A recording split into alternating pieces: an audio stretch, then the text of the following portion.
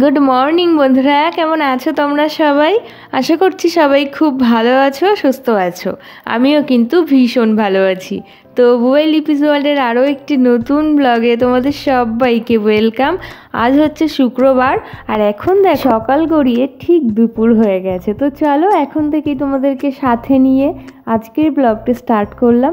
দেখতে থাকো, I hope যে আজকের ব্লগটিও তোমাদের ভীষণ ভালো লাগবে। তো আজকে দুপুরের মেনু কি ছিল জানো?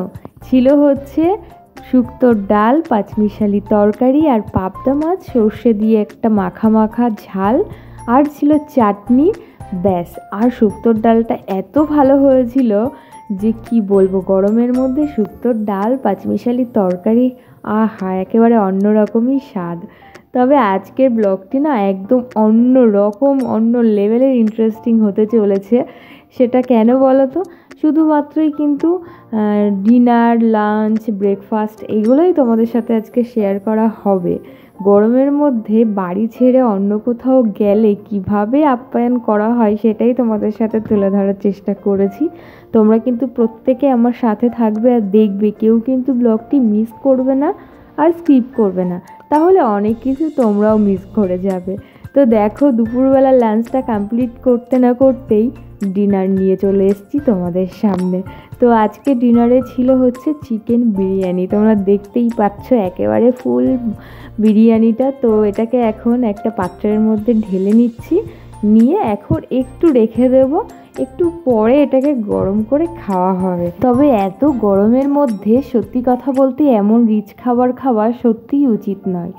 তবে মেনুতে যদি থাকে বিরিয়ানি, তবে কি সেটা বাদ দেওয়া উচিত? অবশ্যই কিন্তু আমাকে কমেন্ট করে জানিও। আমার মতো তো একদমই নয়। বিরিয়ানি যদি থাকে মেনুতে, তো সেটা তো বাদ দেওয়ার কোনো মানেই হয় না। সেটা শীত, গ্রীষ্ম, বর্ষা, গরম, তুফান যাই হয়ে যাক না কেন, বিরিয়ানি থাকবেই। যারা বিরিয়ানির লাভার তারাই একমাত্র এই মর্মটা বুঝবে। তো যাই হোক, দেখো একটা পাত্রের মধ্যে সুন্দরভাবে রেখে দিয়েছি, দিয়ে আবার সিনেমাটিক শট নেওয়ারও চেষ্টা করছিলাম। তো যাই হোক, এটা এখন রেখে দেওয়া যাক। আর তারপর তোমাদের সাথে আরও একটি রেসিপি শেয়ার করব। শুধুমাত্র খাওয়া দাওয়াটাই তোমাদের সাথে আজকে শেয়ার করব, তোমরা দেখতে থাকো।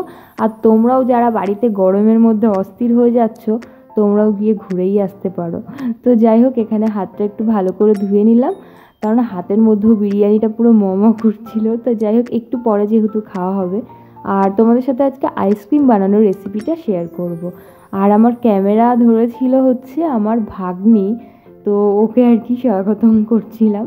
তো যাই হোক, চলো এখানে একটু রায়তা বানানো যাক। তো তার জন্য এখানে শসা, পেঁয়াজ আর ধনেপাতা, কাঁচা লঙ্কা এগুলোকে ছোট্ট ছোট্ট কুচি কুচি করে কাটা হচ্ছে। আর আমি এই কাটা মানে কুচি কুচি করে কাটতে খুবই ভালো পারি, এটা সবার রিভিউ। তো যাই হোক, ওই জন্য একদম দা বটি নিয়ে বসে পড়েছি, কাটাও হয়ে গেছে তোমরা দেখতেই পাচ্ছ। আর এর মধ্যে দেওয়া হয়েছে আইসক্রিম। তো চলো, রায়তা বানানো হয়ে গেছে, ওটাকে ফ্রিজে রাখা হয়েছে। এখন চলো আইসক্রিম বানিয়ে নেব। তো তার জন্য দেখো প্লেন জল নিয়ে নিয়েছি হাফ মগ মতো, তারপরে নিয়ে নিচ্ছি বিট লবণ, মানে স্বাদ অনুযায়ী তোমরা নিয়ে নেবে। তো বিট লবণ নেওয়া হয়ে গেছে, এরপরে নিয়ে নেব স্প্রাইট, ও তার আগে একটু জলজিরা দিয়ে নেব। তো জলজিরার প্যাকেটটাকে একটু কেটে নিলাম, নিয়ে দেখো এক প্যাকেট জলজিরা তোমরা পুরোটাই দিয়ে দিতে পারো। এটা থেকে 6-8টা মতন আইসক্রিম হয়ে যাবে। তোমরা দেখতে থাকো, ইজি একদম সুন্দরভাবে তোমরা কিন্তু এরকম আইসক্রিম করে খেতেই পারো। তো তারপরে দেখো 2 চামচ হচ্ছে চিনি, এটাকে গুঁড়ো করে রাখা হয়েছে, তো সেটাই দিয়ে দেব, মানে স্বাদ অনুযায়ী সবটাই একটু আন্দাজ করে দিয়ে দিতে হবে। ভীষণই ভালো হয়েছিল, তোমরা একদম লাস্ট পর্যন্ত দেখতে থাকো। তো তারপরে একটু মিশিয়ে নিয়ে হাফ লেবুর রস সেটার মধ্যে চিপে চিপে দিয়ে দিলাম। আর যদি বীজগুলো থাকে পরে তোমরা তুলে ফেলে দিতে পারো, ওটাতে আইসক্রিমের মধ্যে থেকে যায়। তো তাই জন্য তো ভালো করে আবারও একটু চামচ দিয়ে নাড়িয়ে নিতে হবে। নেওয়ার পরে এবার লাস্ট দিয়ে দিচ্ছি স্প্রাইট। তো স্প্রাইটটাও তোমরা একটু বুঝে শুনে দেবে, আর প্রথমেই একেবারে ঝপ করেই ঢেলে দেবে না, তাহলে যে উপরের ফেনাটা থাকে না, সেটা উপচে পড়ে যেতে পারে। তো অল্প অল্প করে দেবে। তো এখানে দেখো স্প্রাইটটাও মেশানো হয়ে গেছে, সমস্ত ইনগ্রিডিয়েন্টস মোটামুটি দেওয়া হয়ে গেছে। একেবারে নর্মাল ছিল, প্লেন জল, জলজিরা, লেবু আর বিট লবণ, একটু চিনি, ব্যাস স্প্রাইট, এটা দিয়েই কিন্তু একটা সুন্দর জলজিরা আইসক্রিম তৈরি হয়ে যাবে। তো দেখো এই যে আইসক্রিম বানানোর জন্য এই প্যাকটা নিয়ে আসবে ক্যাপগুলো, তো এটার মধ্যে দেখো আমি সবগুলো ঢেলে দিচ্ছি সুন্দরভাবে। তবে আর একটু বেশি হয়েছিল, ওটাতে আরও 2টো আইসক্রিম হয়ে যেতে পারতো। তো এই আইসক্রিমের জন্য যে জলটা বাকি ছিল সেটা আবার একটা বোতলের মধ্যে ঢেলে রাখা হয়েছে। আর প্রচণ্ড গরম পড়েছিল, যে কারণে আর রান্নাঘরে দাঁড়াতে পারছিলাম না। তো দেখো এটা কেমন উল্টোভাবে আর কি রাখছিলাম।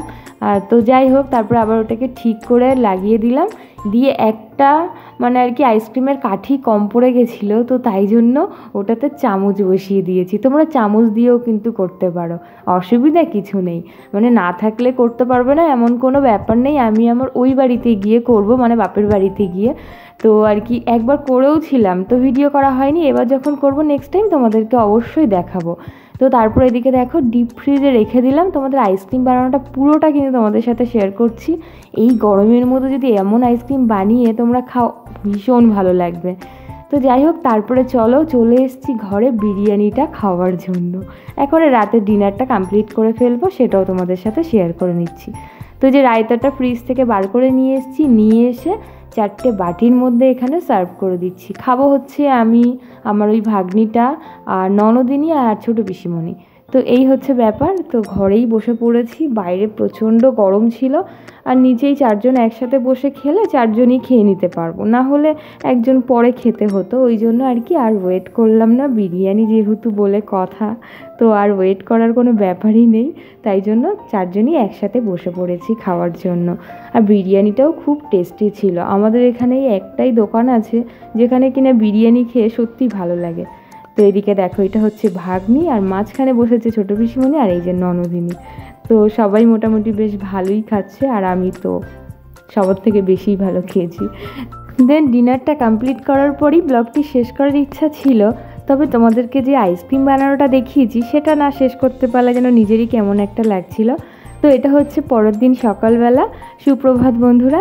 তো পরের দিন সকালে দেখো পুরো সারা রাত ছিল আইসক্রিমটা ফ্রিজে, ডিপ ফ্রিজে। তো এখন বার করে নিচ্ছি, তোমরা দেখে বুঝতেই পারবে যে কতটা ভালো হয়েছে। দেখতে তো অপূর্ব লাগছিল, খেতেও কিন্তু খুব টেস্ট হয়েছিল। একেবারে গোলা টাইপস লাগছিল, মানে গোলা খেলে যেমন লাগে ঠিক তেমন। তো এইভাবে তোমরা বানিয়ে দেখতেই পারো, আশা করছি ভালো লাগবে। তো চলো বন্ধুরা, আজকের মতো ব্লগটি এই পর্যন্তই। দেখা হচ্ছে তোমাদের সাথে আবারও একটি নতুন ব্লগে। তবে এরপরে ব্লগটি তোমরা নেক্সট ব্লগে দেখতে পারবে, এরপরে যে ভিডিওটি। তো চলো আজকের মতো টাটা। সবাই খুব ভালো থাকবে, সুস্থ থাকবে, সাবধানে থাকবে পরিবারের সকলকে নিয়ে। আজকে পুরো ব্লগটি ভালো লাগলে একটি লাইক করে দেবে।